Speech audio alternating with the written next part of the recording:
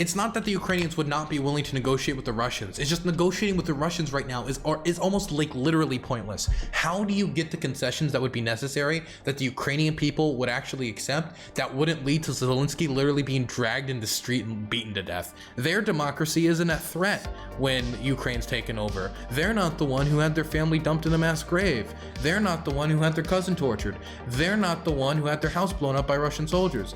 They're not the one that is possibly going to see their land taken away from them, and then their democracy also taken away from them, because this is a struggle for a young democracy's freedom. And if you get annexed by Russia, you are having your democracy taken away from you. So you just got to keep going until one side says, okay, I give up. You know, you've got the leverage. Next, what I wanted to cover is the Majority Report with Sam Cedar. So I'm a huge fan of the Majority Report. I'm a huge fan of Sam Cedar. Huge fan of most of the cast. Recently, they were having some program. It was today, and on the program, they had, I think, 4 people on. There's 3 people you can see on screen and 1 person who's off screen. And during this interaction, they start talking about Ukraine and the idea of negotiating with the Russians and trying to get a peace plan now instead of encouraging the Ukrainians to push the Russian army out of Russia. It seems that most of them wanted to get a peace plan now. And so, I mean, out of Ukraine, and out of Russia too. So I wanted to listen to them, because this was sent to me. This was requested by viewers. And I wanted to listen to what they had to say, because I respect the Majority Report a lot. And if they, you know, if we have a polite disagreement, I'd love to talk about it. Is that Destiny on the right? Yes. Yes, that is Destiny. That is Destiny on the right, yes. That is Destiny. He's changed up his look a little bit. Just a tiny bit. Matt Destiny Bender, exactly. By the way, met Matt Bender before on a show. Like the guy, he's pretty cool. New wave libertarian communists. What do you think about the International DSA Committee / Madison DSA drawing controversy for saying we should urge our legislatures not to send more aid to Ukraine that will prolong bloodshed and enrich the U.S. military-industrial complex? They have since deleted the tweets after strong pushback. Okay, so let me talk about this quick before they give their opinions, okay? So I'm not muddied, so my mind isn't muddied by whatever they're about to say. So my opinion is, if you saw the DSA tweets, basically the DSA tweets was that they no longer, or they basically don't support military aid to Ukraine, that they believe the American government should stop sending weapons to Ukraine because all we're doing is sending weapons of war that are going to end up killing people. It'll prolong the war, and it enriches the military companies. Okay, so the first thing first, military companies and people have profited off of war since the inception of war. Ever since man has sharpened rock, man has sold sharpened rock to other man who wants to kill a separate guy. You know, ever since the beginning of war, there have been people who have profited off of war.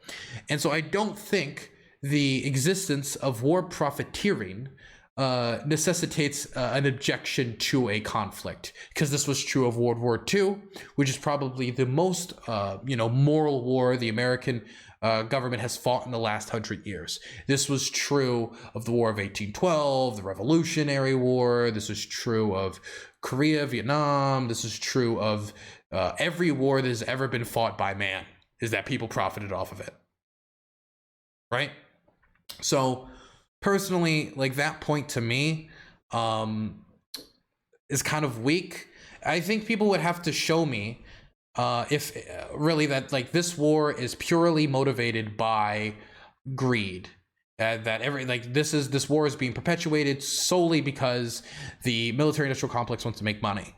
Because war profiteering has existed since the start of conflict, war and fighting. So, like, bringing that up almost feels like, I mean, it feels like a nothing burger, because yes, is it immoral that people make money off of war? I mean, yes, I would like a system where, national defense was not such a profitable industry for these blood cover. So many of these people being blood cover maniacs. I would like it if, people didn't profit off of the industry of killing, but that isn't the world we currently live in. and we kind of have to deal with the world as it is at the moment. So it feels kind of like a non-point when I hear that, you know? Feels like a non-point.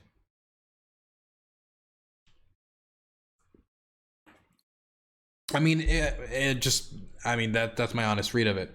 Other than that, when it comes to the idea of continuing the bloodshed, the fact of the matter is, if you've been paying attention to the war in Ukraine for the last few months, the amount of war crimes that have been uncovered by the Ukrainians liberating territory is astonishing.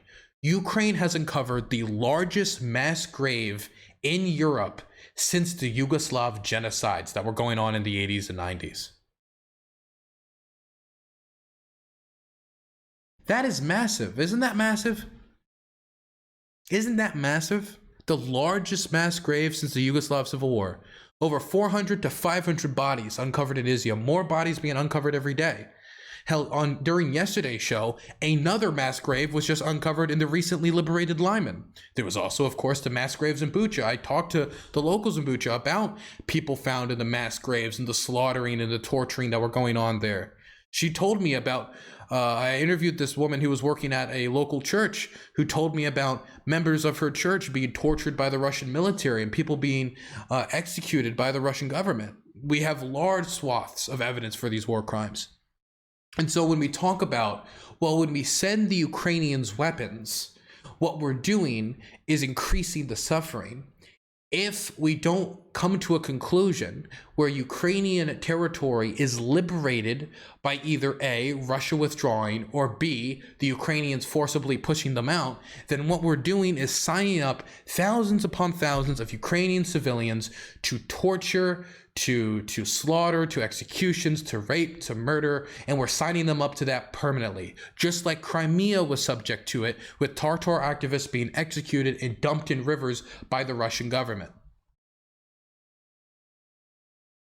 And so when we talk about not sending them weapons, these are the tools the Ukrainian government is using to liberate these occupied territories and bringing them out of the horror, the daily horror that is life under Russian occupation. Mover and Shaker Hamza Prime number $5. That's for you, good work. Thank you for the $5. I appreciate that, Hamza. I mean, we just talked about on the channel that story of the people being tortured by having a gas mask put on their face, a tube attached to the gas mask, and they would burn cloths so the tube would fill up with smoke that would then enter the gas mask and choke people to death. And this is how they would torture people. This was uncovered recently. I mean, when you face that down, when you face that type of evil down, if they're not willing to leave and stop doing that type of evil, disgusting things, then the only other option is for you to stop them. And the way Ukraine stops them is by pushing them out of their country. So that's the first thing. The second thing is, ultimately, the people paying the price in this war are the Ukrainians. They're the ones that are dying. They're the ones that are suffering. They're the ones that are being blown to bits by Russian bombs and by the invasion. So ultimately, isn't it up to them what level of suffering they're willing to endure for the quest for freedom? I mean, this is true of any national liberation movement. This is true of the Algerians when they fought against French colonialism. They chose to endure that suffering in order to be free of the chains of colonialism. This is true of the Angolan rebels against I believe it was the Portuguese. This was true of the Vietnamese against French colonialism. This is true of any colonized people. And so ultimately, it is up for the Ukrainians and the Ukrainian public to determine how much suffering they're willing to go through in the quest for freedom. Now, I'm sure if I went to any of you in chat and I said, I'm going to take all your stuff, or I'm going to take all your homes, or do some terrible stuff to you, that there is a limit you're willing to go to stop that. And for the Ukrainians, their limit to stop this aggression on them has not been reached. In fact, it isn't even close to being reached. I think they've checked the box of almost freedom at all costs. All the polling indicates that the vast majority of Ukrainian civilians do not want to give up Ukrainian territory in negotiation with the Russians under any circumstances. And so until the Russian negotiating position realigns to reality and they stop illegally annexing Luhansk, Donetsk, Kherson, Zaporozhia, until they realign their position with reality and they realize that their colonial project in Ukraine has failed, they're not going to come back to the negotiating table. So we need to make them realize that it has failed before they come back to the negotiating table. Because the fact of the matter is, if we sat down and negotiated with the Russians right now and the Ukrainians did that, it would mean giving up Ukrainian territory to this type of torture, these types of mass graves permanently. If the question is, we need to make Ukraine align more with the Russian position in order to find peace right now, instead of taking advantage of the initiative that the Ukrainian army has developed. That's just what the Russians are going to ask for, because they want to deliver some sort of victory to their public, and they want to conquer parts of Ukraine because they're led by a far-right nationalist in Russia. And Ukraine is not willing to secede that, and they shouldn't secede that. So that's my position on it. We should continue to send them weapons because those are the tools that they are using to liberate themselves. They are on the right side of history. They are the moral struggle. And the same type of ferocity I see from leftists and left-wingers and libtards, okay, on the domestic front when it comes to issues like marijuana legalization and fixing the prison industrial complex. I want to see that same ferocity for issues of moral virtue on the international stage as well, when it comes to like them liberating themselves. I mean, I disagree with the criticism of that. I think that is a valid point and should be discussed more. I don't think it's a valid point. I think it's a bad point, because to be quite frank, it's not New Yorkers who are dying in the street. So ultimately, is it the New Yorker who determines how many Ukrainians are willing to fight and die for their own homeland? Like, I mean, could you imagine, why would my opinion on how much the Ukrainian people are could you imagine the Ukrainians are winning and we stop sending them the aid because we tell them we want you to stop suffering, as they're screaming in our face, please send us aid, we're marching towards victory, we want to be free. This idea of freedom isn't free is the type of lesson Ukraine is most certainly learning right now, and they seem to be willing to be dealing with that lesson quite viciously and quite aggressively, and they've learned the lesson and they're marching forward and they want to be free. All polling indicates that. So why is it that we were going to look at them and say, you know what? Actually, we've decided that too many of you guys have died, and whether or not you want to keep fighting for your own freedom, we have determined that your suffering makes us very uncomfortable, so we're going to stop sending you weapons and put you in a worse negotiating position. Meaning the Russians are going to get more out of negotiations. I don't like it. I don't like it at all. Exactly. And I think certainly, it's a valid point to stake if you're a leftist to be like, okay, we give aid to Ukraine with no strings attached. Certainly as a leftist, I would want to not do that at the very least. America World Police, you can call it whatever you want. But nothing I've said is like, if your position is like, look, we're America, it's not our business. If Ukraine falls to Russian invasion, it is what it is. If that's your position, then I would just say you're more of an isolationist than I am. You're more of, I would say, like an American nationalist than I am.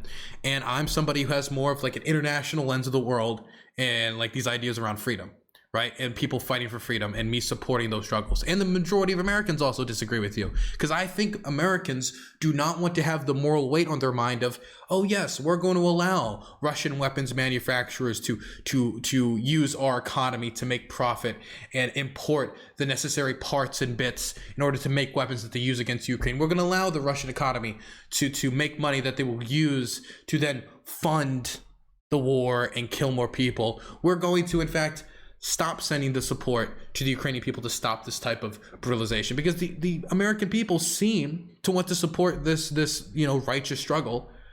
And I think the Americans don't want the moral weight of their mind of having assisted economically in the slaughter of the Ukrainian people through their continued trade with Russian economic institutions, and thinking like, damn, we could have stepped up and done something, but we didn't. The majority of Americans want to support this righteous struggle, and I think they're right to do that. So, I mean, ultimately, that's their decision, and they seem to be like, I think the last poll I saw, I know it's like 64% want to continue to support Ukraine, even if it means a decently sized economic issues in the United States from it. The last poll I saw for just support for Ukraine, saying that we should continue to support Ukraine militarily and financially, is like 73%. It's like still the vast majority of Americans. And it's not surprisingly, that's not surprising. Most people probably want their nation to be a good actor, to be doing good things on the world stage. Americans are no different. Sometimes you're just misled, like the lies about Iraq, for example. They're misled by liars and thieves, so to speak. So staking out a position that's further, even if you want to give them aid, just seems to make sense. People aren't good at bargaining anymore. They just want to be. What if the mass majority of Americans didn't want to help? Then obviously I would disagree with them, and I would hopefully want to convince them. That would be my position.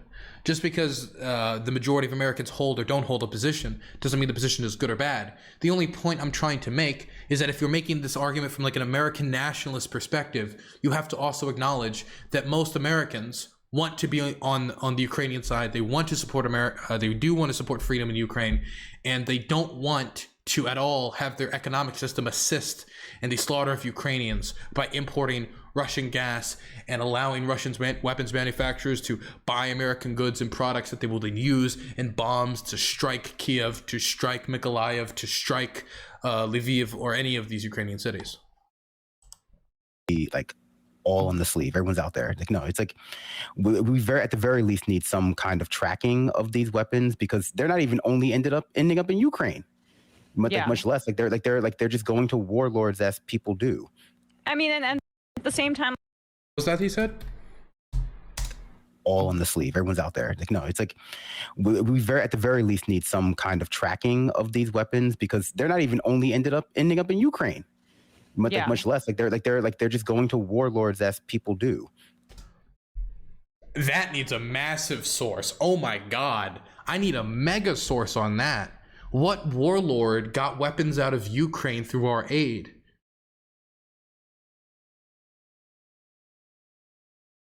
There was a huge story about weapons going missing from WAPO. Link it, because I haven't seen any reports of like our weapons ending up in the fucking Congo, or ending up with fucking Al Nusra, or ending up with fucking like Houthi rebels or some shit. I haven't seen any stories like that. We have been, I would say we've been pretty decent, definitely recently, when it comes to like knowing the paths of these weapons. This is something that is obviously like early on, we didn't have a million things to check these weapons deliveries at the start of the war, because everything developed very fast. But the way to track these weapons have gotten better and better and better.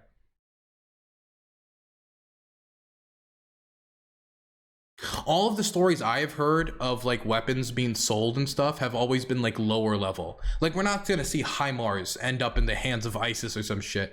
The stuff that I've read about and I've heard from my conversation with soldiers is like, once in a while you might hear a story about like a truck like having grenades go missing, or having some AKs going missing.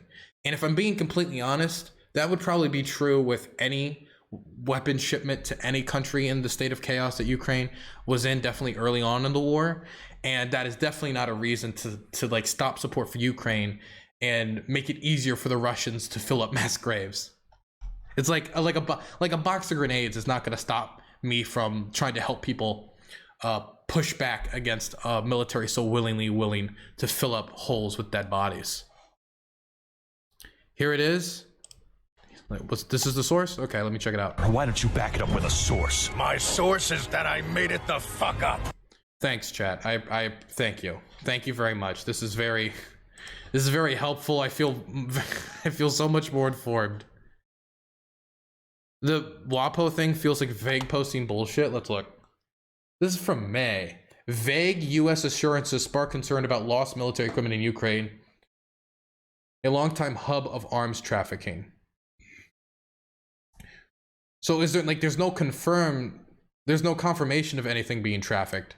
It's just like there's concerns about it might be. Okay, well that's boring.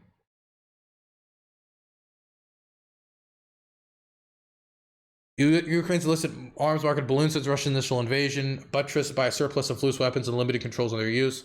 The uncomfortable is impossible to keep track of. The State Board spokesman, this is also from May. The process to track these weapons have gotten a lot better as time gone on, and there's been a lot more coordination since then. But is there anything in here about as let's see which is ridiculous? So the acre require the U.S. to sign a contract promising to any third country. Post on a website. It doesn't look like they have any examples of stuff being actually sent to Warlord. Yeah, I just don't like, this doesn't look like it has any examples. This is like all stuff like unrelated to this war. This is just like, hey, there's concerns that this might happen, or it's from like separate wars or separate instances unrelated to the aid that we've been sending them now. Yeah, that's what it looks like. Now they're talking about Libya, Syria, Chechnya. So then, yeah, it doesn't look like they have any source of like, wow, all these weapons just disappear. Okay, got you. Okay. Well then, yeah, I mean, I would like to see that substantiated, that weapons that we sent to Ukraine ended up going to warlords. Obviously, that would be massively concerning, but I would like to see a source on that because, again, like, and I can tell you, I've had conversations with soldiers who have told me about the experience of having just supplies go missing, right? And the experience is there's a box of grenades that goes missing, or some AKs that goes missing, or it's like some ammo boxes that go missing. It's never, wow, 100 tanks just went missing. It's all like tiny shit that you can sell in like the criminal world in Ukraine, or like tiny shit that quite honestly is not going to shift the balance of power for any terror group or anything like that. And so it would be very strange of me to look at like a box of grenades going missing and be like, wow, I guess we should really ramp down the aid. Like if all the statement is like, hey, we should be tracking these weapons better. I mean, okay, I mean, I'm not against tracking weapons better, but it's a separate thing to start making claims about warlords getting Ukrainian arms shipments. I haven't seen that. What's this? Is this a good meme? Undercover with Russia's fake arms dealers. Russian state TV claims Ukrainians are selling US donated weapons on the dark web. Oh shit, no, I've done a little bit of digging on this. A lot of the videos that they post were like, hey, look at this weapon in Syria. It's a javelin that went and then you'll look at what the weapon is, you'll look at the case, you'll look at the model, and it's like a weapon that's been in, it's like a French weapon that's been in Syria since the start of the Civil War. Or it's like a weapon that isn't even being used in Ukraine, it's completely unrelated.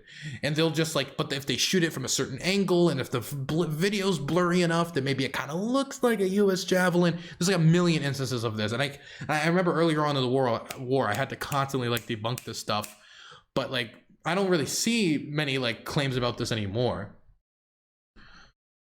Russian state TV claims Ukrainians are selling US donated weapons on the dark web. The BBC investigated one such marketplace, spoke undercover to those apparently selling fake weapons, and gathered evidence that suggests the adverts for weapons are fake. I mean, that's not really that surprising. Okay, where were we? I mean, and at the same time, like Zelensky's now saying that he's not going to negotiate for peace or like look into that. And not acceptable. I'm sorry. People get pissed at me for this. That's not what Zelensky didn't say he was unwilling to negotiate for peace. Zelensky recently said that due to like all the atrocities that are getting uncovered, right? And due to the illegal annexation of his territory, he will negotiate with Russia. He won't negotiate with Putin, which is like, of course, a signal to the Russian opposition, but that's also different than he won't negotiate for peace. He's just not interested in peace. For my position on this, but I'm sorry, that is... From his perspective, I understand it. Of course. From a position of rhetoric or whatever, sure. But as the official position behind the scenes is what's motivating our actions, it's not acceptable and it's wrong. Well, it's not. It's not that the Ukrainians would not be willing to negotiate with the Russians. It's just negotiating with the Russians right now is almost like literally pointless. How do you get the concessions that would be necessary that the Ukrainian people would actually accept that wouldn't lead to Zelensky literally being dragged in the street and beaten to death? And I know I sound melodramatic when I say that, but if Zelensky was to give up Donetsk and Luhansk and Crimea and guarantee neutrality on top of that right now in negotiations, or even possibly more than that, all this territory that Russia annexed to get Russian troops out, that would happen. That would 100% happen. I after having enough conversations with the creators of this country, that would happen. I mean, and people can look at me like, Dylan, that's insane. What happened in 2004 with the Orange Revolution? What happened in 2014 with Euromaidan? It would be quicker than Yanukovych, him fleeing the fucking country. Because Zelensky's base of support is from him fighting against the imperial invader. And so if he then submits to the imperial invader and gives them everything they want, then his claim to power, which his government is currently based in, would be gone. Would be gone. It'd be gone. And so like when we say like, oh, like he doesn't want to negotiate with the Russians, the Russian position right now, there's nothing to negotiate. Like at a certain point, if they're not willing to secede and you're not willing to secede, you just need to change the balance of power, get more leverage in negotiations, and then go back to negotiations once you have more leverage. Or just the same thing is true for the Russians as well. They need to regain the initiative on the ground if they're really going to press the Ukrainians for negotiations. The reasons why the Russians are right now saying negotiation so loud is because their position is getting worse and worse and worse and worse. And so they want to have to negotiate now where they can still scrape up some territory, not 3 months or 4 months or 5 or 6 months from now when they might be in such a bad position that they can't negotiate any territory away, which is what the Ukrainians are trying to pursue. If the Russians are not willing to completely drop claims on all of this territory that they just annexed, then what are they going to do? Russia annexed all this territory. What do you tell Zelensky? Do you tell Zelensky to actually consider allowing Russia to annex all this territory? What is the negotiating position that you want Zelensky to put forward? If your claim is like, we need to negotiate, my question is, okay, what is there to fucking negotiate? What is there to negotiate? What is there to negotiate? You negotiate when you have enough leverage to force your opponent to secede what you want, or you can like achieve some middle ground that, like, you know, both parties are happy with or somewhat bitterly satisfied with, and nobody's willing to keep continuing the fight because it's become too much. The Ukrainian people want to continue the struggle because they want to liberate all their land, and the Russians aren't willing to secede off of Ukrainian territory, and the Ukrainians aren't willing to secede their land. So there's nothing to negotiate right now. You negotiate when there's something to be achieved out of negotiations. There's nothing that's going to be achieved out of negotiations right now. It's the same reason why Trump's negotiations with North Korea was stupid. It wasn't because I'm against the idea of negotiating with North Korea. It's just Trump, did all Freudian slip there. Trump, stopped military drills, did all this banging and showmanship to talk to Kim about denuclearization, and then Trump's pitch about denuclearization was basically like, you'll have a McDonald's on every street corner if you denuclearize, and the economy will be good. But we can't remove any sanctions until you give us some nukes. Well, his pitch was bad. He didn't give a good proposal to them, and then all those negotiations became pointless. And so I can call for negotiations with North Korea again. But if we just do the same thing again, like, negotiations are literally pointless until you have a proposal which could actually bring peace, which we currently don't have the leverage to enforce, but the Ukrainians have the initiative, and they could get the leverage to enforce by getting back their territory. Can't be from, we are a U.S.-based podcast, and so the thing is that if the United States is going to play this role in, it's not like the Ukrainian government hasn't negotiated with the Russians before. It's just each time the negotiations turned up nothing. So like, what did you just stay in the meeting room until the ends of the earth? And did you just like look at the map until eventually one side says, okay, now we don't have enough leverage? I mean, like, come on. Like, I'm sorry. I understand, like, you want to negotiate because you want peace, right? But there's some circumstances where you cannot convince somebody of what you want to negotiate out of them, and you're not willing to secede your freedom. So you just got to keep going until one side says, okay, I give up. You've got the leverage. Ukraine, we have to be involved in diplomatic talks for peace. That has to happen. I will say, though, that whenever somebody brings up, Ukraine negotiated before the war. They negotiated for the last 8 years with the Putin government. Zelensky was elected on the platform of negotiating with the Russians about the Donbass. He tried to. He's been negotiating. There's been negotiations not only for the last 9 months. There's been negotiations for the last 8 fucking years, and the last 3 years during Zelensky's government. Zelensky was elected on that platform of negotiating with the Russians, trying to get a piece to this. So it's not like Zelensky is principally against negotiations. He was elected on a platform of negotiations. It's just the Russians are not willing to give up what would be fair to the Ukrainians. And so the Ukrainians are willing to continue to struggle until they get what's theirs. Peace negotiations or peace talks between Ukraine and Russia. Every time I've seen it, whether it was written or someone discussing it, what they mean is Ukraine giving up to Russia, like Ukraine waving the white flag and giving in to whatever Russia is asking for. That's what He's true. It's true. When I hear, I mean, like, listen to what Elon Musk's proposal recently. Yeah, giving up Crimea and trying to actually entertain these referendums in Russian-occupied territory and all this nonsense, right? Guarantee neutrality, giving Russia most of what they wanted. Like, why?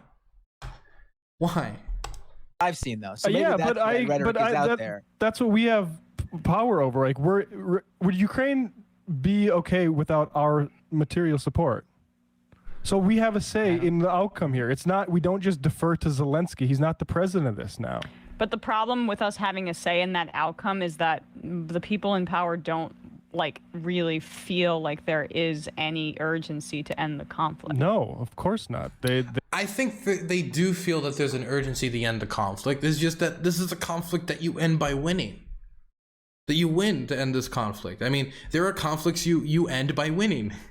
It's not like every conflict you resolve by saying, both sides have very good points, so we're going to give you some things and we're going to give you some things. Because in this circumstances, since Russia is invading, what Russia gets is territorial concessions, getting to legitimize their annexation of Crimea, guaranteeing that Ukraine won't join a defensive structure that could stop invasions like this in the future, and Ukraine gets peace. Like, what does Ukraine get out of it? All Ukraine would get is the cessation of terror bombing that Russia is currently engaged in.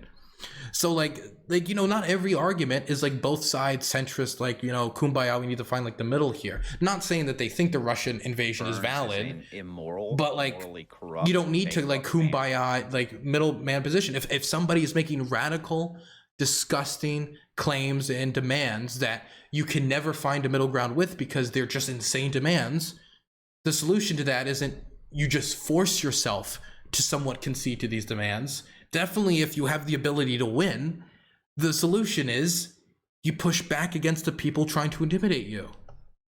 You don't bend the knee to a bully. Andy Keene, thank you so much for the Prime Gaming being sub for 9 months. I appreciate that, buddy.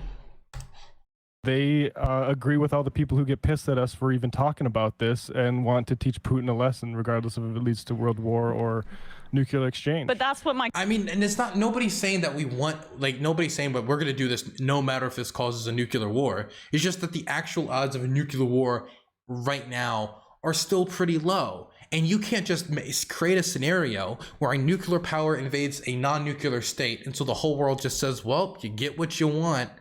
Because that's what you're doing there is you're basically saying that states can basically strap a nuclear bomb to their chest, walk up to another country saying, you're mine now, and if anybody says anything, we're just going to end the world.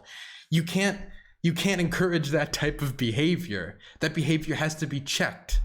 And again, Putin, the Russian government has not made the signals yet. They haven't made the public diplomatic signals yet that they would actually be willing to use these nuke in the near future.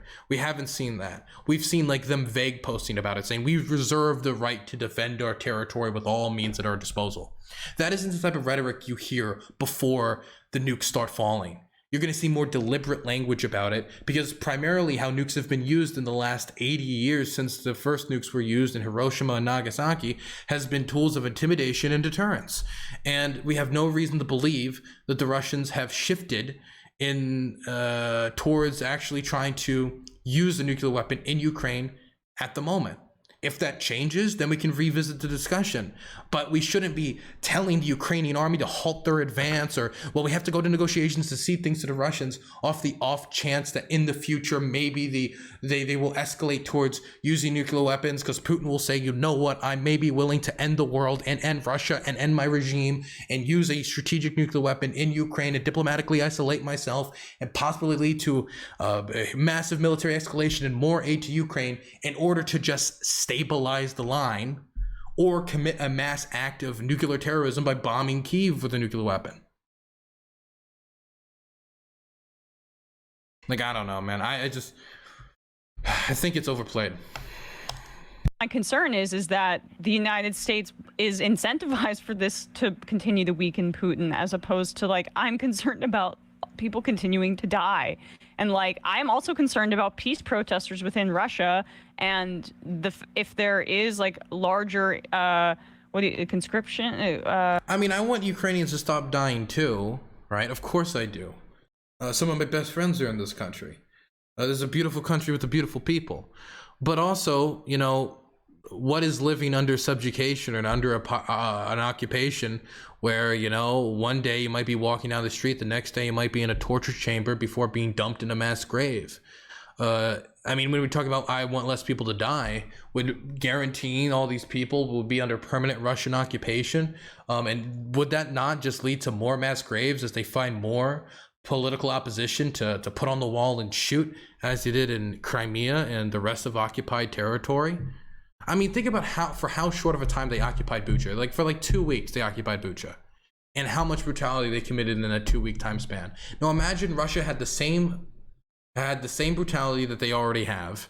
Now expand that to 10 years in occupied territory, like 10 years from now. What do you think would happen in that time? Oof. I think it's not, like, I think people assume if we were to negotiate with Russia and negotiate a peace agreement, that necessarily would mean that the dying would stop. If Russia was able to negotiate out of Ukraine large swaths of territory, the dying would almost certainly continue. Either with POWs, possibly, as they've executed POWs in the past, and they've tortured them by castrating soldiers, stuff like that, or by filling up more mass graves, as we've seen on many occasions. So just because we negotiate a deal with the Russians does not necessarily mean that people stop dying. Conscription for the troops there, because I just don't want more people dying for this war, you know. So I think, you know, or we just trust NATO, and maybe people just want us to do that. It's not easy. You know, I think I agree it's not easy. And I think from the leftist standpoint, it's very difficult. And we find ourselves not just in the case of Ukraine versus Russia escalation, but in the case of a lot of our societal issues, both domestic and abroad, being cut out of the conversation up until the point where it's like, oh, there's a global catastrophe that we've been ignoring you along every step along the way in terms of, like, how do we prevent, you know, how do we, like, move towards a more egalitarian, more like internationalist position? You know, they've ignored the left the entire time, and, you know, they just want to turn to do like a gotcha. Like, well, now that we're literally already in a quagmire that we've created of our own volition, or like that has been created, and we haven't been over the past few decades trying to establish any sort of meaningful relationships on a global scale, what do we do now when our only options are war and weapons? And it's just like, well, we just have to work towards suing for peace, and in the future work towards having a stronger, better international body than simply NATO and the UN. Because, you know, I mean, I agree with them that we need, well, I don't know if we need to make a third body, right? Either strengthen the UN, give it more authority, or create something that will, as an international governing body. I do agree with that. But I also fear that sometimes when it comes to international diplomacy, we sometimes fall into these kind of platitudes, you know, like when people say I'm for freedom. Well, what does that mean, really? Well, I'm for peace. Well, what does that mean? Peace under subjugation? Peace under occupation? What do you mean by peace? Oh, I'm for whatever, like any of these things. You can even say that about things like family values. Are you for family values? What about all the kids who are starving because they're in one-parent households? Are you going to be able to get? What about food stamps for those people, or making sure they have paid for by the government school lunches so nobody goes hungry? When you say you're for family values, do you just mean you don't like gay people, or do you mean that you care about the kids and their educational standards and how they're treated, and when it comes to, like, nutrition? Like, what do you mean by that? Like, I don't like vague platitudes, and I feel like sometimes we kind of, like, when it comes to negotiations, I feel like, well, I'm for peace. Well, okay, peace under what conditions? What are you willing to give up for peace? How do you think we pursue peace? Do we pursue it by winning on the battlefield, and then with more, like, negotiation power, we then enforce peace? Or do you mean just, like, peace at any cost, which I don't think the Ukrainians would be willing to do? we'll just keep finding ourselves in this place. We're like, oh yeah, we can't just have a trillion quagmires around the world, even if it does enrich the people within both our country and in Russia and in Ukraine who make money from being involved in like decades long quagmires and wars. I think that we just have to have a society and a government and an international geopolitical strategy that is less gripped by, the dual-headed monster of the military-industrial complex and neoconservative zealots. Because, what do you do when, like, Russia's already in Ukraine? Like, well, you invent a time machine and go back and, like, prevent and, like, start working on bettering relationships between the Eastern and Western countries. But certainly once you're here, it's like we can't keep escalating because this is a good example of why we can't. Okay, what does he mean by working on bettering the relationship? Because the Bush administration did that whole, and this is a real thing. Can we pull this up on like how different administrations got kind of rolled a bit? Bush, Putin looked into his eyes. Here it is. I think this is it.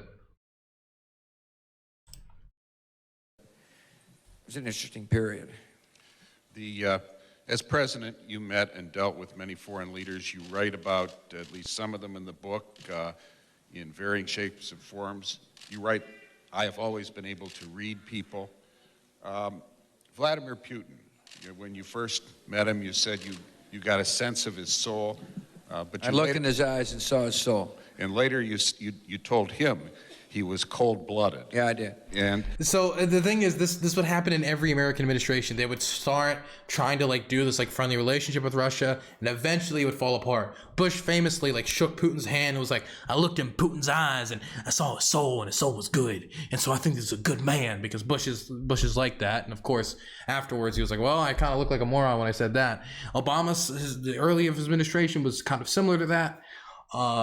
Trump to some degree, not really to the same degree, but I guess like my question would be, what should we have done differently during either the Bush administration, the Obama administration, or what should we have done differently in 2014 when the Crimea annexation happened? Like when we say like work on bettering relations, like if another state does something gross, like because they have a goal to do that, right? If Putin is somebody who believes that Ukraine's an artificial state, right, which is what he's wrote an essay and said in speeches. He says that, like, he said specifically, I think in his speech, that Ukraine cannot exist outside of the Russian sphere. Just flatline outlining that as part of his belief system. How do you like improve a relationship with that? And I'm genuinely curious, because if this war could have been avoided, I'd like to hear proposals. Really. I'd like to hear proposals for what we could have done differently, because the vast majority of things that could have been done differently to avoid this war would be on the Russia side. It would be not illegally annexing Ukrainian land in Crimea, not doing these fake military drills on the border to only invade and lying about it the whole time. How do you even negotiate with somebody who's lying to you, as the Russians were the whole time? Like when we talk about like the lead up into this war, the whole time they were saying, what do you mean? We're not going to invade Ukraine. These are military drills. Oh, false flag. We're going to just say that Ukraine invaded us right now, so we're going to invade now. Like, how do you even negotiate with that? Do you guys remember what Putin's like demands were before the war started? First, a guarantee that Ukraine would never join NATO. Then the dropping of American nuclear guarantees on Eastern European states like Poland, Lithuania, Latvia, Hungary, Romania, and a withdrawing of all American troops in Latvia, Lithuania, Estonia, Poland, Romania, Hungary, and why would we believe that even if we've seceded to all those, I would say pretty massive demands, as like dropping the nuclear deterrents that we have for Eastern European states, what would stop Putin from like being like, okay, just waiting 2 years and doing it 2 years from now? Mover and Shaker Hamza Prime number $5. We need to arrest Bush and Cheney for war crimes. I think Putin will be arrested by his people soon after. Reciprocity might work toward peace. Top of my list is Henry. Henry's top of my list, okay? That guy might go out of the door in the near future, so top of my list is Henry. Kissinger, that is. Wait, I think you guys get my point.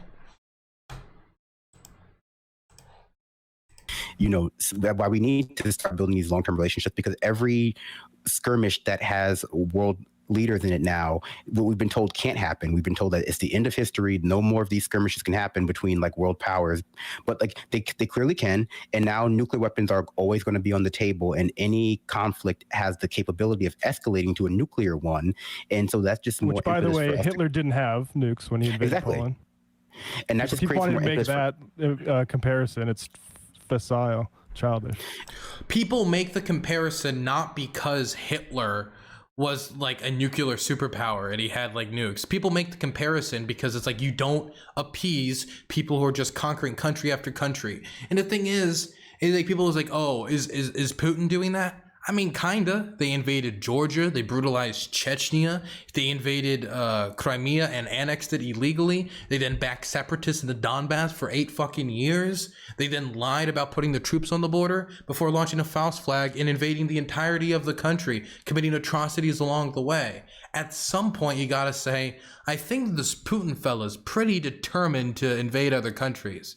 I think this Putin fella is pretty determined to have his military brutalize Ukraine and make it so Ukraine has no choice but to subjugate themselves to him.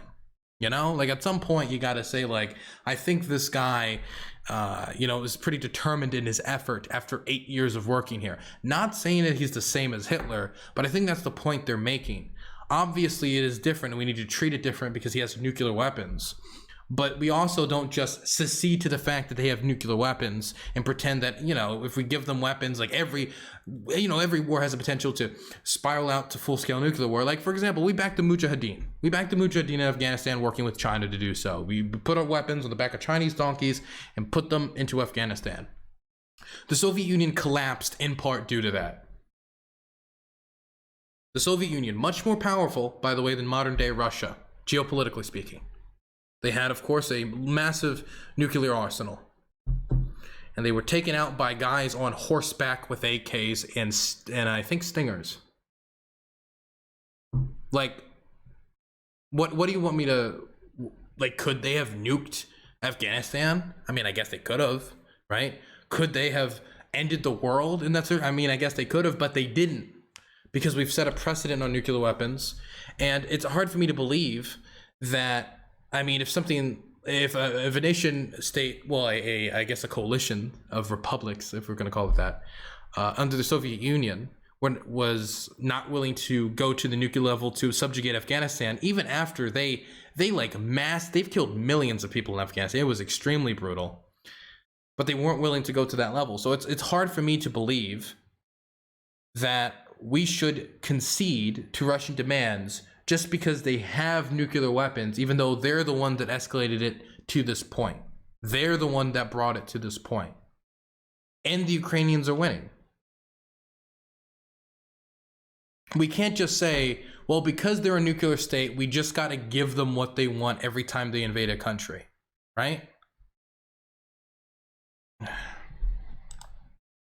Exactly. And I mean, I think the existence of nuclear weapons should be the people's understanding that, war just can't be the solution to all of our international problems now, because it just now ends like we just get to this point where it's like Russia's either in a quagmire or we end up in nuclear war. And neither of those are like actually what's best for people on the ground. Of course, neither of those are what's best for people on the ground. But at the end of the day, this is Russia's fault. And if Russia ends up being in a quagmire, which is the much more likely scenario from what happens from this, that's their own fault. And ultimately, it's up to the Ukrainian people if they're willing to fight that quagmire out. And they seem to be winning in that quagmire. So I have no reason to believe that the Ukrainians have any motivation to now secede to Russian demands. Why they have the initiative, and they just won the battle for Kharkiv, won the battle for Lyman. They're pushing the Russians in Kherson. There's questions about a possible offensive in Zaporozhye, which would be like the death blow for the Russians and all of the newly occupied territories. I mean, I don't know if all these are all great points, but I don't know if they're all so relevant in this specific case. I mean, Russia seems to be the one, unless someone wants to try to convince me differently, they're the one who invaded Ukraine. They're the ones occupying Ukraine. They're absolutely the aggressor. And the world seems pretty united on this one, more united than they have for anything in a long time, that Ukraine is in the right and Russia's in the wrong. Russia the has world- very few allies. But Binder, the world is not united in like this conflict should be like I think there's a lot of differing views from different parts of the world on like what the response to this should be, and I think like being skeptical of continuing blank checks for like war material, like I don't think that's supportive at all around. Like, do you think China supports that? Like what? No, not everybody supports sending weapons to Ukraine, but the point he was making is that everybody, the vast majority of nations, support Ukraine in the idea that they're in the right? So the idea that this is like the fault of American like unwillingness to do diplomacy feels kind of like, it feels unbelievably reductionist. As for like, oh, other countries have other opinions, yeah, a lot of countries are wrong about a lot of things. I mean, of course, like for somebody in India, the struggle for Ukrainian freedom probably doesn't mean that much because they're not Ukrainian. Their democracy isn't at threat when Ukraine's taken over. They're not the one who had their family dumped in a mass grave. They're not the one who had their cousin tortured. They're not the one who had their house blown up by Russian soldiers. They're not the one that is possibly going to see their land taken away from them, and then their democracy also taken away from them, because this is a struggle for a young democracy's freedom. And if you get annexed by Russia, you are having your democracy taken away from you, which, you know, should be like the most basic of things that we fight for. The most basic of things, the right to govern ourselves, the right for, I mean, I don't want to be melodramatic, but freedom, right? Like how many states would we be willing to give up as Americans to, say, a country like China in order to have peace with them? Would you be willing to give up like California? And like, obviously this is a ridiculous scenario, but as Americans, it's the only way I can communicate it to you guys, because, you know, America's never going to really be under threat of having its territory taken away, because America has geographic barriers that make it almost impossible to invade and has the most powerful military on the planet. Okay, I'm seeing a lot of people actually excited to give up California, okay? Just calm down. Like, what do you mean the world? I think, and Bender, let me just see if you feel like this is a decent assessment. Like, we can still be immensely sympathetic to and completely understanding of Ukraine's desire to maintain their borders, and like for them to want to fight to the bitter end to make sure that their country remains intact. That is a natural feeling, I would imagine, for people within Ukraine broadly, while at the same time having, I think, a more zoomed out perspective and saying, okay, when you don't have a dog in this fight, how do we reduce bloodshed as soon as possible? And I think that makes it a complex conversation. Like what? But okay, the goal should not just be how to reduce bloodshed. The goal should also be how do we build a sustainable and the best possible, a sustainable and good future for Ukrainians. It isn't just how do we stop dying right now, because in every scenario, the answer to that, except for, honestly, I would even say in this scenario that might not be the case because of the mass graves, but the idea would be, okay, just surrender then, right? Just give them everything they want. But obviously nobody would say that if like somebody landed in Florida and started, like Cuba landed in Florida, start trying to take shit, we just immediately surrender because, oh, it is what it is. Like, we don't want anybody else to die, because people care about things like freedom. People care about things like democracy. Ukrainians, this isn't even the first time Ukrainians have died for their freedom. For hundreds of years, they've died for their freedom and fought for their freedom. Hell, we don't even need to go to ancient history. We can go back to 2014, where protesters died during the Euromaidan movement trying to protest for their freedom, right? So obviously it's pretty important for Ukrainians that even this generation of Ukrainians have fought and died for freedom in the streets of their own country, in the streets of Kiev, in the street of Kharkiv. Mover and Shaker Hamza Prime number $5. Maybe Ukraine should sign peace deal, then support the occupied fighters trapped on the inside? They break Putin back that way too? I don't know exactly what you're trying to communicate. If you could type in Twitch chat, maybe reword it a bit, then maybe I could answer your question. But thank you for the $5. I really appreciate it. If you could just like reword that, because I don't think I exactly know what you're asking me. But what I'm trying to get across is the only way to measure this isn't just how many people are dying, just end as many people as dying as quickly as possible, because people are fighting and dying also for something, the liberation of their country, freedom, democracy. It isn't just about limiting the amount of people who die. It's also making sure that Ukraine, you know, is free and sovereign and has a democracy and is able to rule itself, and we ensure a good, sustainable future for Ukrainians moving forward. And you can't have that under Russian occupation. But then But Go then ahead. also when we go, if we go strictly by like what we here in the U.S. decide is enough, I mean, isn't that us deciding? Last thing on this. I'm kind of rambling a bit, but Ukrainians have died for hundreds upon hundreds of years. So the idea of them having a united and free country, hundreds of years they've done this. I have no reason to believe that this generation of Ukrainians are any different than the other hundreds of years of generations of Ukrainians that also did this fight for freedom. Even if all those times they failed, this is the best chance they'll ever have with all this international attention and Western support of uniting and freeing their country. And they don't want to give it up. If anything, I would say the biggest difference between all the other times and now is A, they're more united than ever, and B, they have the best chance of actually obtaining that freedom. Fighting this too for the people of Ukraine? Like, I don't care about the But Ukrainian Binder, let's government, make the it people- concrete. Like, what if they say, okay, we want Crimea back? Matt Binder is doing really good here. I wish he got to finish his point about what the people of Ukraine want, because it's a really good point. Binder, let's Government, make the it peop- concrete. Like, what if they say, okay, we want Crimea back? Do we just I don't continue? Like, I Absolutely. I mean, I think it would be very difficult for the Ukrainian people to accept a deal without Crimea. That would be an extremely bitter pill for them to swallow, and that certainly shouldn't be something they take off the table as they're winning right now, as they're pushing them back and isolating Russian troops in Kherson, as they just took back Kharkiv, just won the battle for Livan. They're continuing their offensive across the Oskil River. If they can, or it's a possibility, the Ukrainian government should at least, attempt to see if they can. If they can't, then maybe one day they will have to swallow that bitter pill. But God, man, how many generations of Ukrainians would regret it if they didn't even make the attempt for freedom? They didn't even take advantage of the situation they have right now, which they'll never get another situation like this, mind you. They didn't take advantage of the situation to its fullest extent and to its fullest possibilities when trying to free the Ukrainian nation. I'm No, saying I I don't- don't support that. I'm saying I don't think that is something that I think we should risk world war and a nuclear exchange for. Okay, so what? So his line is like, look, that territory should be kept by Russia because I'm scared of nuclear weapons. Why didn't they do it in Afghanistan when the stakes were higher? I just, oh my God. So he is willing to risk nuclear war up until Crimea.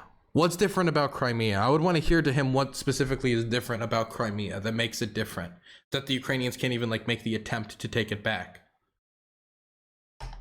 And exactly what would be the Russian goal of using nuclear weapons, and why do you think that all the negatives that would come with nuclear weapons, the diplomatic isolation, the massive hit to the economy, the possible American intervention, the huge amount of escalated support to the Ukrainian nation state when it comes to weapons shipments and aid, and probably the harder resistance that we're going to see from Ukrainians, why would Putin be willing to make a check in that box and say, yeah, I'm willing to deal with all those consequences to maybe possibly stabilize the line and protect Crimea?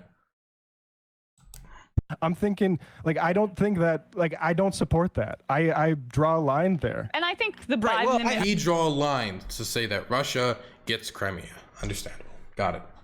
administration would, because Obama essentially did not follow through and understood Right. that Crimea Should was we have gone. just assassinated Putin?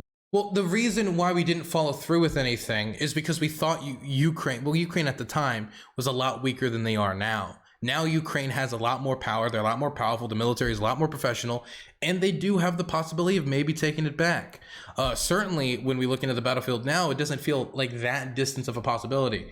May it never happen? Possibly. But why tell them that they can't make the attempt? The reason Obama didn't do anything was because he knew that he couldn't replace the Ukrainian army. He couldn't drop American soldiers on the ground to fight Russian soldiers, because that would be really, really bad considering the circumstances. And that would be a massive disaster where American soldiers are dying and you have two nuclear states directly fighting when the situation isn't at a nuclear level.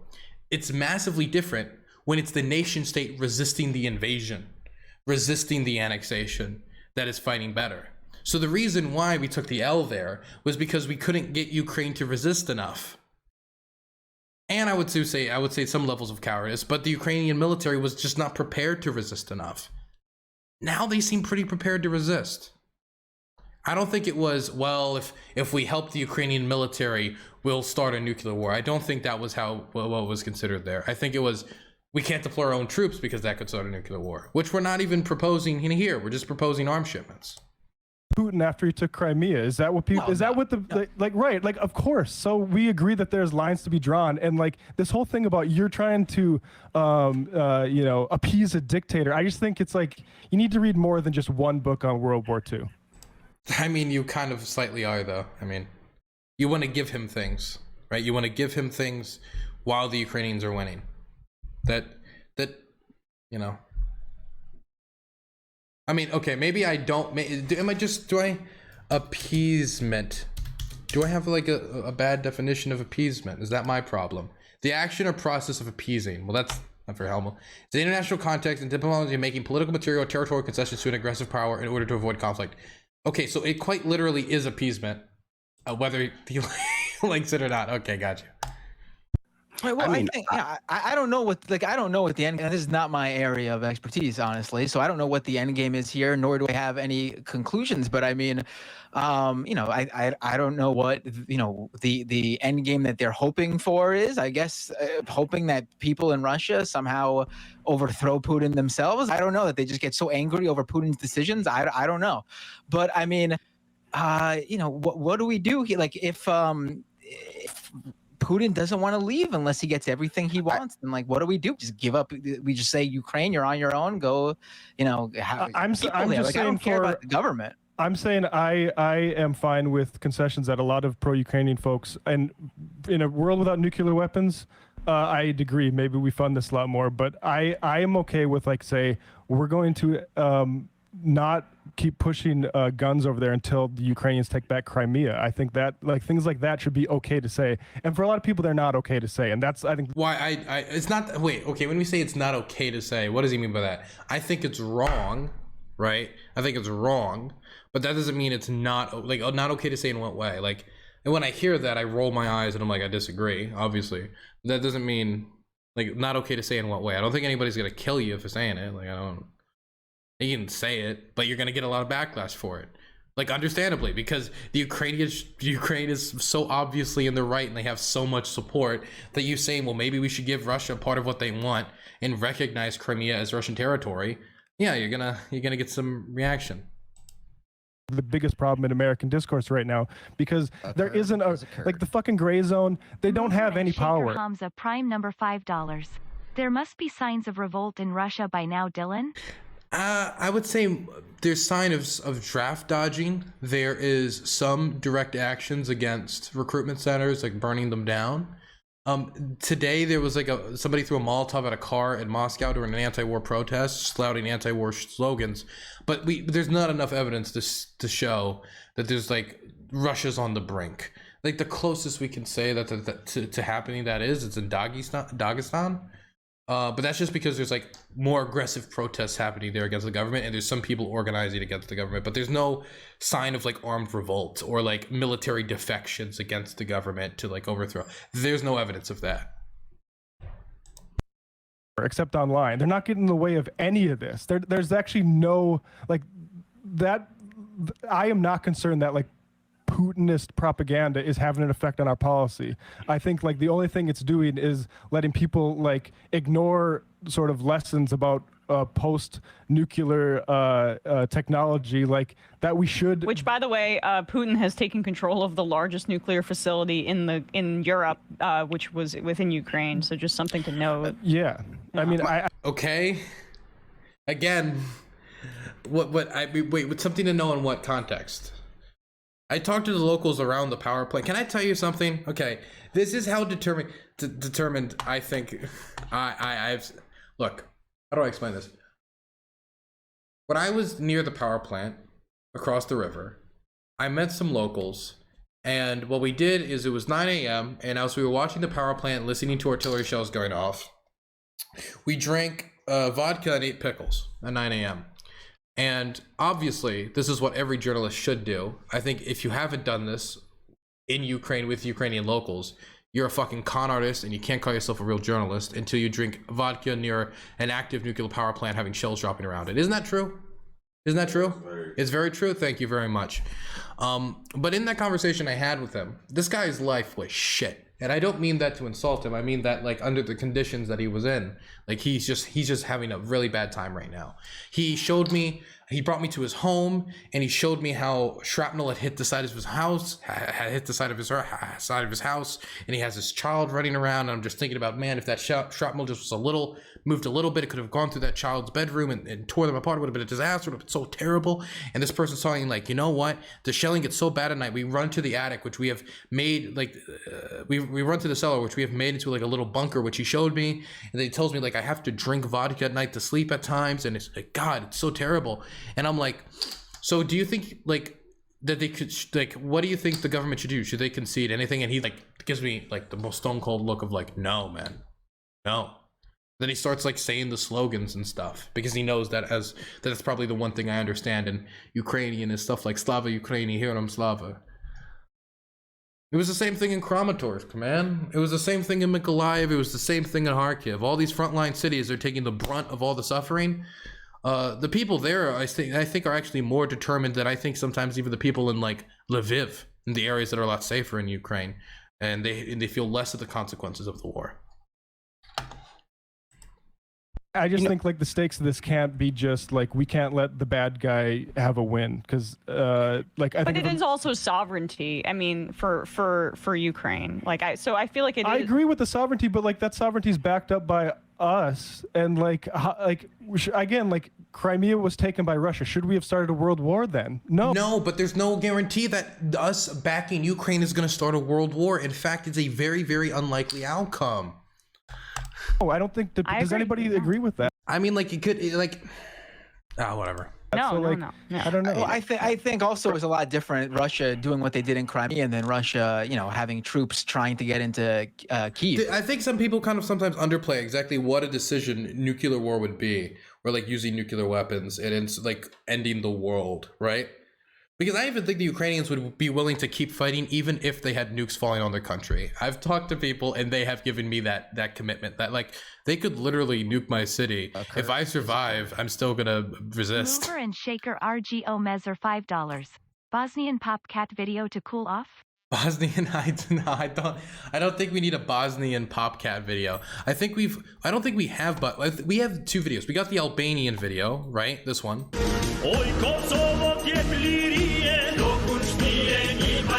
We got that one, and we got a Croat video. We should announce there's going to be American casualties. We should go to Belgrade, and we should have a Japanese, German-style occupation of that country.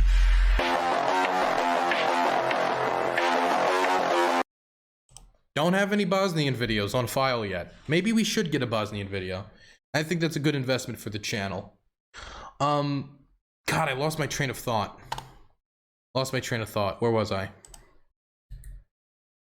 Like again, like Crimea was taken by Russia. Should we have started a world war then? No, I don't think. I think here it is. Like I think people underplay exactly like. So first, like Putin would need to get into a scenario where he's like, I am willing to possibly end the world for this, including Russia and my regime. Right? I'm willing to deal with the economic consequences. I'm really willing to be diplomatically isolated. Because let me tell you, China, India, Pakistan, the United States, every single nuclear power, and the vast majority of the international community do not want nuclear weapons on the battlefield to be normalized. They don't. Because that would set a terrible precedent and would break with precedent for the last 80 years since the end of the Second World War. Right? So Putin would have to accept those consequences. He would also have to accept the consequences of possibly the spiraling out of control and of course possibly ending the world. That was something that he would have to accept the consequences of, which would also include his regime and his government. He would also have to accept the consequences that it would probably mean if he ended up using a nuclear weapon in Ukraine, not even like one to end the world, but just like one in Ukraine. This would probably mean more military support for Ukraine, more humanitarian, more economic support for Ukraine, and probably even more resistance from the Ukrainian population because they're just that, I think they're that hardy about their freedom. He would also have to deal with the fact that there's a decent chance that him using a nuclear weapon in Ukraine isn't even going to win the war because he'll be lucky if it stabilizes the line. we've already been over why that's the case on multiple other occasions, so I don't want to like ramble on too much. And on top of this, it isn't just Putin that has to make all these commitments, right? It is every single person involved in the delivery of this nuclear weapon. He gives the order that every single person along the line of command, until eventually the weapon is deployed, whether by plane or by missile, they all have to also issue the command. They all have to agree, yep, I'm willing to put my family on the line and hit this button. I'm willing to put my family on the line and make this order. I'm willing to stand on Nuremberg for crimes against humanity, for dropping a nuclear weapon on civilians. And then it's not only about Putin making these calculations, it's about his entire line of command up until the delivery of that weapon, including the soldiers who deliver it, also making that decision. Because there have been instances where I believe there was one instance during, I think it was the Cuban Missile Crisis, where there was like a glitch in a radar system in some submarine somewhere. I forget the exact circumstances, but basically the order was given to like launch the nukes, and there was 3 people that needed to agree to it to launch the nukes in the sub, and 2 did, 1 didn't, and that 1 person saved the world. There's a reason why during the last 80 years we haven't had a nuclear weapon used since the end of the Second World War. I mean, we even during periods where it would have been much less destructive, like in Korea, because of MacArthur's proposal then, because nukes, we didn't have things like the Tsar Bomba at that point. We didn't end up using those nukes in Korea, even though, honestly, who the fuck was gonna stop us then? No one really, and we didn't use them then. And so again, I think like a lot of people kind of downplay exactly how massive of a decision that would be for Vladimir Putin to not only use a nuclear weapon in Ukraine, but having to use multiple nuclear weapons in Ukraine if he actually wanted to have any military impact, and him dealing with all the consequences. And him using a nuclear weapon in Ukraine doesn't even necessarily mean World War III starts, by the way. He would need to there would need to be a military confrontation between him and NATO outside of that for that to happen. Does anybody agree with that? No, so, like, no. I don't know. Well, I think also it was a lot different. Russia doing what they did in Crimea, and then Russia, having troops trying to get into Kyiv. This is a big difference. Absolutely, it's a crime. Like it's the exact same thing as it's the same sort of crime as us invading Iraq, and like. Not exactly, but I get the spirit of what he's saying. It's bad, but I think ending the conflict as opposed to like flooding it with guns is what the left should be that should be the goal.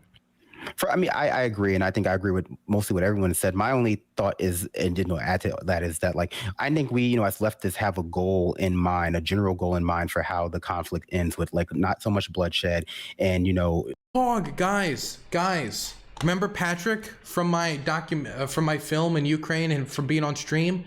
Look, he's on PBS talking about his experience in Ukraine. When the flagship Moskova was sunk, it's almost impossible to describe to somebody that's not from there how much of an impact that had on the war effort. Because it's like the Death Star being blown up. It showed the population that they were still in the fight. Awesome, man. Love Patrick, great guy. He's done a lot of work with me in Ukraine. Amazing journalist, did some good work, and did a lot of great work in Syria as well. God, that's cool, man. That's cool. Lucky bastard being on PBS. Obviously not a long-term occupation of Ukraine by Russian powers, or even, let's say, like the rolling back of Ukrainian borders. I think what we have a difficulty with is that the only tools and pieces we have on the board as U.S. citizens are arming everybody. Because that's not the only tool we have. We also have sanctions, which we have used to undermine the Russian war effort and to make sure that it would be more difficult for them to fund the war. So it's not only that. And I mean, like, and those sanctions have impacted like Russian rail infrastructure and air infrastructure, which also furthers undermined the war effort. There's also sanctions. There's, of course, diplomatic isolation. There's, of course, weapons. There's intelligence sharing. We do that as well. I think we have other tools, but I think like the tool he wants to emphasize more here is diplomacy. We need more diplomatic tools. But ultimately, and I think this is, honestly, I have a book on this. I forget exactly what it's called, but whether people like it or not, Weapons are a form of negotiating. Weapon shipments, trading weapons, having weapons are a form of negotiating because weapons give you leverage. And the more leverage you have, the more aggressive you can be in negotiation and more likely you're going to be able to get whatever you want. This is why the Russians were able to think that they could make such crazy demands, is because of the amount of weapons and how powerful they are. The more powerful of a state you are, the more you're able to enforce your will, both on the battlefield, but also in the negotiating table. The vast majority of weapons are never fired and are mostly just used in negotiations as kind of not like even directly like I will use this weapon to kill you, but they're kind of like indirectly in the room at all times. When you're talking to America, you know you're talking to the most powerful military on earth, period, end of paragraph. No American official when talking to any person internationally has to say we got a lot of guns. That's just implicitly known that the United States has a lot of guns, has a lot of power, and can project that military power. We have incredible military projection because of our aircraft carrier fleet, etc. And so weapons are, and I know it's weird to say, but it's also just true, weapons do get used in negotiations much more than they get used on the battlefield. But I understand what he's saying, and we should do diplomacy, and we should do diplomacy more. But my question is going to ultimately be, what should change about our diplomatic approach here? And the response I'm going to get is negotiations, which then ultimately brings me to the point, okay, what should be our pitch to the Russians, and what are you not willing to concede? And do you think the Russians are going to be willing to accept these proposals, since we've already made multiple proposals to them for their withdrawal from the country? And then we're back at square one. We have over the past 50 years, especially post-Cold War, we've gone out of our way to remove, if leaving like this sort of the veneer of like the other tools that we might use to get to the, the position of peace or at least non-conflict. We have, established the geopolitical well, this enriches scale, people, right? Like exactly. The continued Cold War that exists in terms of like military races between NATO and like Russia and China still enriches people, and rolling that back, even though it would give us better tools to prevent conflicts or solve conflicts like this, don't necessarily. And so from my point as a leftist, I just find it to be like, I guess like my question would be, is I think there's a lot of situations where us drawing down would actually help out. And I think, for example, support for Saudi's intervention in Yemen would be an example of this. Like, I think we should completely pull the support. I think we should definitely talk about pulling our support for Azerbaijan's military, considering they're invading Armenia and they're attacking Armenia. And we were getting, and I haven't talked about this, but there was footage, just blatant footage of like Azerbaijani soldiers lining up Armenians as they're just all surrendering, very obviously have their hands up, just mowing them down. Like, I agree. But when we talk about things like Taiwan, for example, like, are we all under the illusion that China is going to be willing to, they're just not going to continue to increase their military funding. They're not going to continue to invest in these artificial islands. They're not going to continue to invest in infrastructure and military equipment in training, specifically under the auspices of one day invading Taiwan. Are we going to just think that like that could only be solved with diplomacy? Of course not. That's why we have the Taiwan Relations Act, so we can help Taiwan defend itself through assisting its military in training and funding, and them buying American weapons to protect themselves. So I do agree that we should use tools of diplomacy, but like when there's examples of Russia invading Ukraine, these are times when it's time for the stick. And eventually, when Russia has been bunked with the stick too much, they'll say, okay, you know what? We've rethought of our position. We're willing to negotiate our withdrawal. It's a very difficult. Will you get on Doom with Binder? What's Doom? Will I play Doom with him? I'm not a huge Doom fan, but a fun game. Is that his show? I would go on Matt Binder's show. I just don't know if he would want me, I would go on his show if he wanted me. I'll go on basically any show to talk about Ukraine. Difficult question to. I like Matt, even if he won't follow me on Twitter. The Fiend. To ask, like, well, yeah, like, how do we stop a war if you know that for over the past 50 years we've removed every option but like more war, and we're not trying the other options, and so I can't necessarily give a. I just want to know what the other option was in the situation of Ukraine. right or a prediction for what's going to happen in this particular circumstance, because we got here without actively engaging with how to prevent it. So I think that all we can really do is look at the circumstance, look at the tools that we lack to solve it in the way that we normally, or rather we would prefer to solve it, and work towards actively sort of rebuilding those tools within our society, both on a cultural level for people to understand that they can like actively protest for peace or actively protest, not just like special interest groups, but also just like, you know, reestablish our, you know, international bodies and international relationships in a way that we can have more leverage for these sorts of things, opposed to like, you know, yeah, I'd say like China being correct when they say like, oh, America invaded Iraq and all of the Middle East. So like, what is their real moral high ground? It's not enough to go like, well, it's different in our media. We have to actually be working towards tools that prove it's different, because that's what we can use them, not just so we can point to them. But I'm sorry, I went on there. I do agree that we should like fix our behavior on the international stage in a lot of instances, like Yemen, for example. So when we make these claims, when we come out and we say, hey, you know, the Ukrainian struggle is a moral struggle, we support it, people won't just look at us and say, you're not in this for the struggle, you're in this for undermining Russia.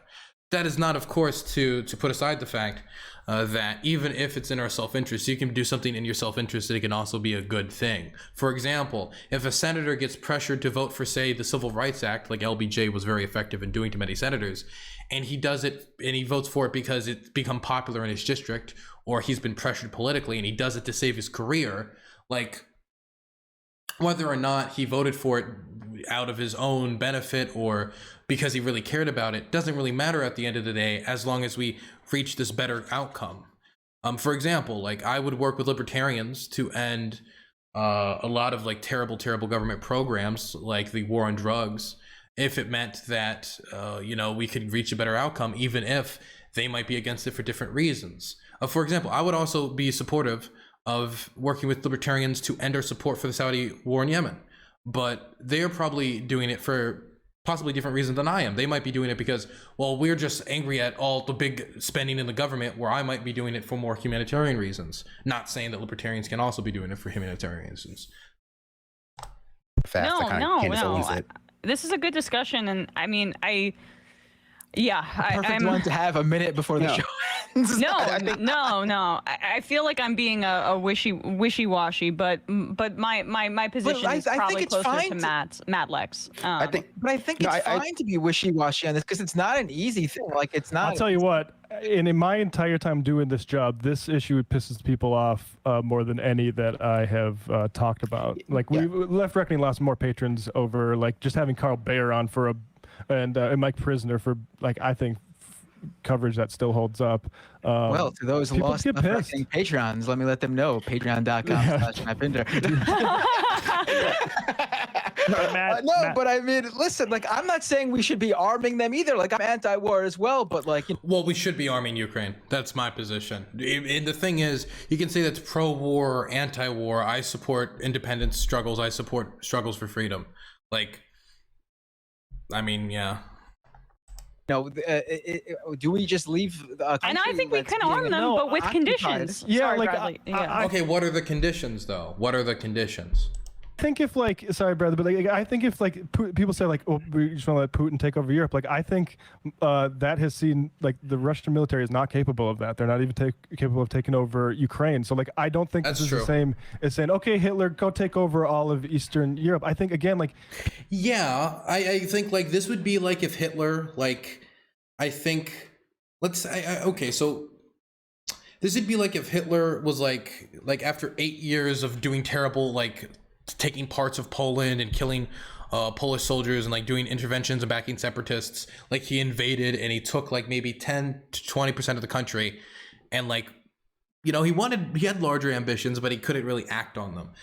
Like the solution there isn't though to actually say, okay, Hitler, you get 1/10 of Poland in negotiations. Though the solution is still to push Hitler out of Poland. People don't have enough of a historical base to like make comparisons about this stuff, and they're being led into just basically jingoism, is my opinion. But jingoism. Oh gosh. Oof. My gosh. No, I disagree with that. I've been open. If anything, I think the Biden government hasn't gone far enough on the issue of Ukraine when it comes to giving them longer range weapons. But yeah, I think it's a little much. to Matt Leck's point, my huge problem is I completely agree in the sense that like the annexation of Crimea, the invasion of Ukraine, like you can certainly see this as a crime, but one of the biggest issues I think in terms of actual conflict resolution, and this is primarily the U.S.'s fault in the sense of one of the many like kind of like global agreements or international agreements that the U.S. puts forward and then actively refuses to abide by, is the complete toothlessness of actual international bodies to mediate or arbitrate any conflict like this. The UN doesn't actually have any power because anything they might want to do, Russia's on the Security Council. One veto means everything that they might want to do, a measure to punish them. Wait, how is this America's fault though? I agree with him that the international, like, we need to give more teeth to the UN, 100%. But he's framing that as if, I mean, we helped build the UN, so I guess like the Security Council's existence is something that's undermining our ability to pressure Russia. But I think this is more of a fault of everybody who wanted to be on the Security Council and like created the Security Council as a special entity. But of course, the blame is, I think, more ways on the person who vetoes it, Russia. Any sort of sanctions against them can get vetoed by the UN, the Security Council that Russia is on. The International Criminal Court hasn't really actually been able to deliver the actually accurate or pertinent amount of criminal charges for things that they've investigated, like the Rwandan genocide or Milosevic in Serbia. Yeah. Like, there's actually no actual punitive power or actual purchase power, so to speak, of the international bodies that could actually regulate or arbitrate or punish people for these things. And we don't make that any better because we don't want to abide by it ourselves, because we don't want. That is true. That is true. I agree with him on that. Want to be subject to it. The existence of the Hague Invasion Act is just one example of that. Yeah, and again, like the incentive for this to be a proxy war that weakens Putin is something that many people within the United States government ascribe to. The empowered people, as opposed. Here's a question, and this is like I think the goal of the war should just be get to Russia out of Ukraine. That should be the goal of that should be American war's goals. And I think as of recent, the American government has been more direct about that as the war goal, because before that there was kind of some wishy-washiness of whether there was like an idea of like getting rid of Putin and stuff like that and collapsing his government. But there is a question to be proposed that, like, if a nation state is willing to do what Russia's doing in Ukraine, do you let that nation state like stay in a position of strength where they could do it again quite easily, or just give them like 5 to 10 years to rebuild the military and then they'll just try again, right? Or do you like purposefully try to like undermine their military's potential in this war so that they won't do it again?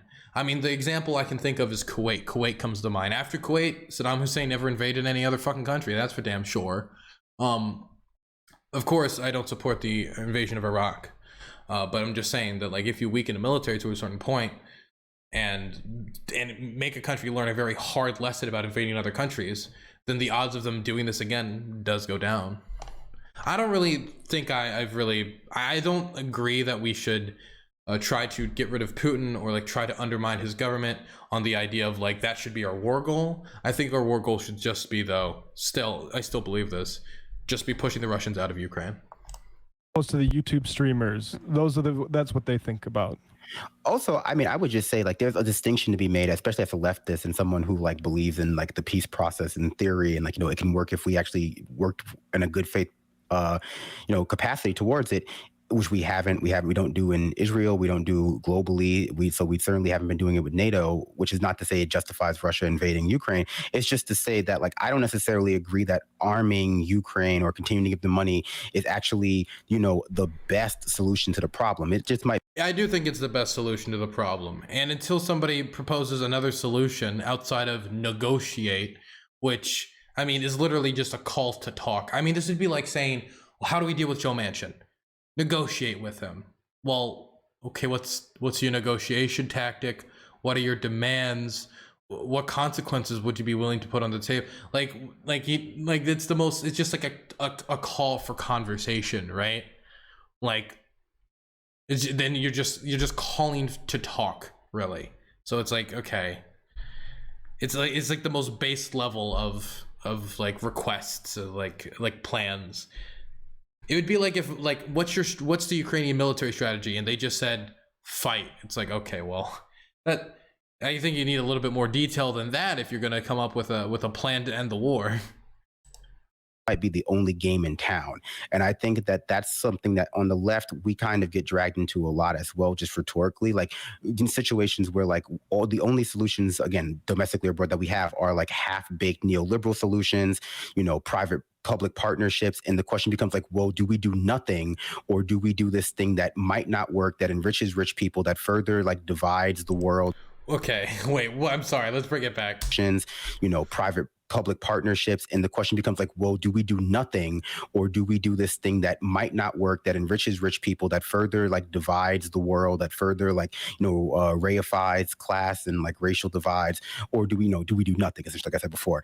And so how does this war further racial I'm sorry, I just don't understand. A lot of people get caught into like, American politics is very reactive, very short-term crisis management. This is happening right now. There's no way we could have predicted this. There's nothing that we could have done prior to this moment. What do we do right now with the tools that we have? And a lot of okay, so I don't think okay,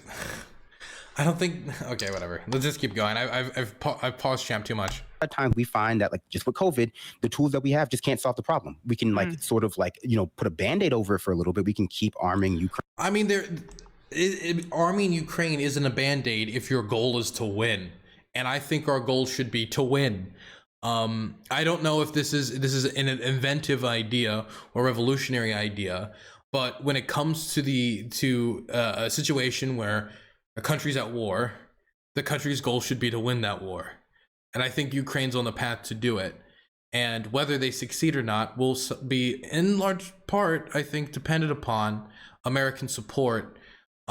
If it means winning this war. Not that I do think that it is possible that, and I've talked about this before, I think Ukraine's going to be liberated eventually. The question is, do they get liberated now or 50 years from now? And getting liberated 50 years from now probably means a lot more Izium mass graves than if they get liberated now. Ukrainians, Nazis or not, we can keep arming them. But again, is a quagmire in Ukraine for the next 2-3 decades, which Russia might do, like, is that a solution to the problem? Or is that just like the only game in town with the hope that Russia eventually just goes and leaves? But like I said, we didn't leave Iraq for 20 years. I mean, yeah, like Afghanistan for 20 years. And it's like, so, you know, the people who are like, Russia's going to pull out. Maybe they do, maybe they don't. But that's why, you know, predicting short term what people are going to do can just be a distraction from talking about like why long term and over longitudinally we don't have like what it takes to actually guarantee the outcomes from certain situations that we would like. We just sit here like, you know, not we, but like on the American side, we just sit here going like, how did this happen? Where did, like, you know, what did I feel like nothing. How do I say this nice? I feel like nothing's being said right now. I can't figure out what exactly is being said right now. Okay, maybe I'm just not understanding. Let me roll it back. Actually guarantee the outcomes from certain situations that we would like. We just sit here like, you know, not we, but like on the American side, we just sit here going like, how did this happen? Where did, like, you know, what did we do? Like what could we do? It's like, you know, even if something's not our fault, doesn't mean we couldn't make something our responsibility. I have a sense that I think Russia can prolong this for as long as they choose because they have the reservists to do so. And I don't have like faith that an anti-war movement within Russia would not be tamped down enough for like there to actually be some sort of uprising internally. So, yeah. But anyway, I am a good question because clearly we had a lot to like discuss about it. But I'm gonna read like 5 more IMs and I think we're gonna get out of here. Okay, I think that's it. Yeah, I disagree with I think I disagree with 75% of the people on this show. I think I only agree with Matt. Matt W, common Matt Orchard W. Matt W.